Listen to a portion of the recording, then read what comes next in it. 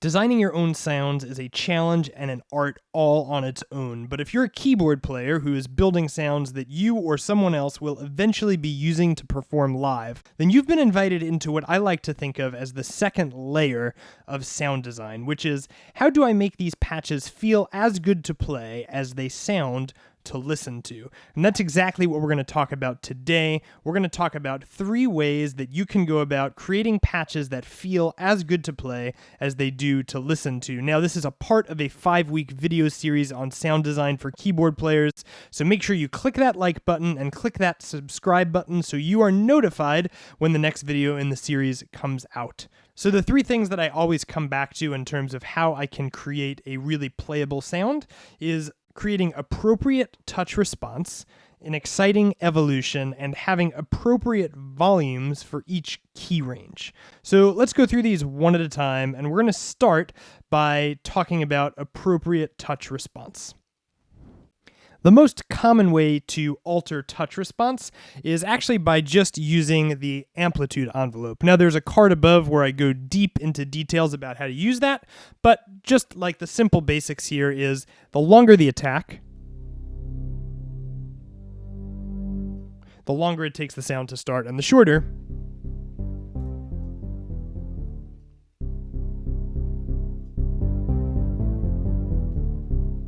the less amount of time it takes for the sound to start. But this is not the only way we can alter the touch response. Another really common way is by linking an envelope to filter frequency.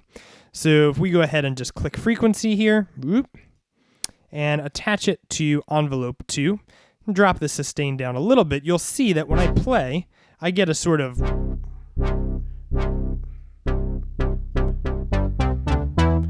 punch opening sound every time I hit a key. Now, most of the time you're going to want the attack to be shorter than the attack of the filter frequency because you want the filter swinging open to be hitting the full sound.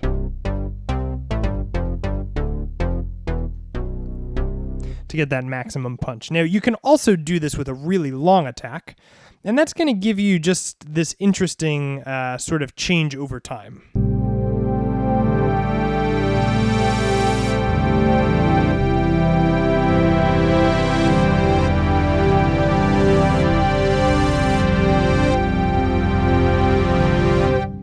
Now that feels good to play. That is the reason why we spend time talking about this.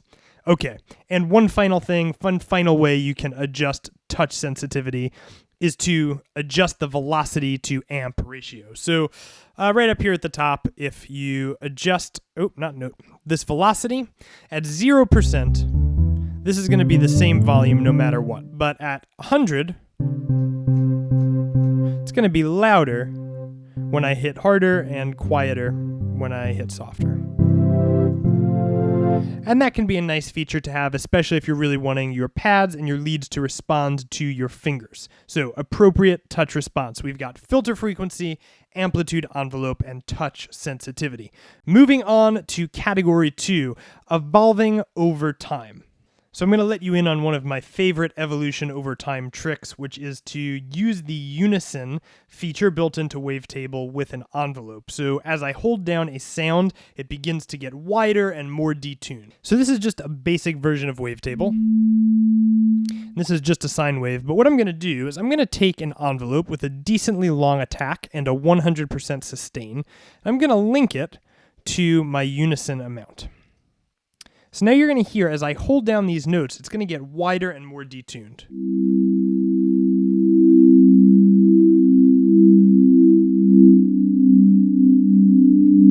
And that sound is just from a sine wave, which is pretty incredible. Now, if we look at that in terms of a more dense sounding pad. So right now this is no unison, but I'm going to go ahead and I'll link envelope 3 to unison. You're going to hear that as I hold this down over the next 2 seconds, let's say, it's going to get wider.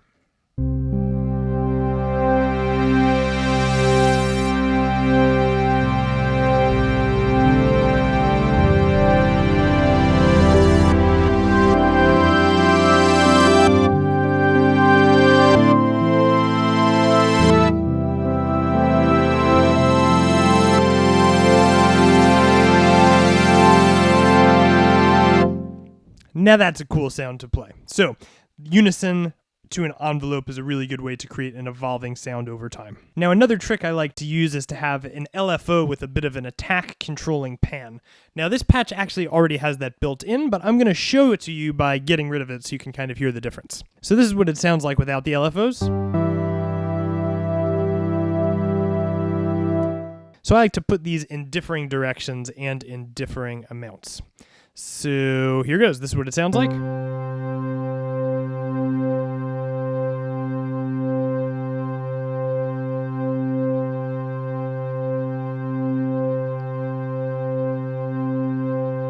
And so you can hear the sound kind of moving across the stereo field.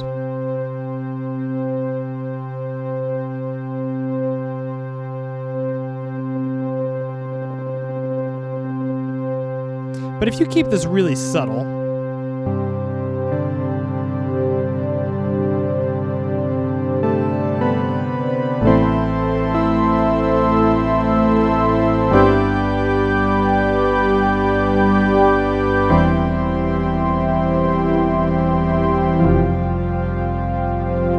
then you're getting a lot of bang for your buck in terms of sustain, because that sound is changing and beginning to move side to side while you are just holding down chords, which is a beautiful thing. Now last but certainly not least, we need to talk about creating the right volume in the right registers. So as a keyboard player, we need to be thinking, what register is this patch designed to really sing in?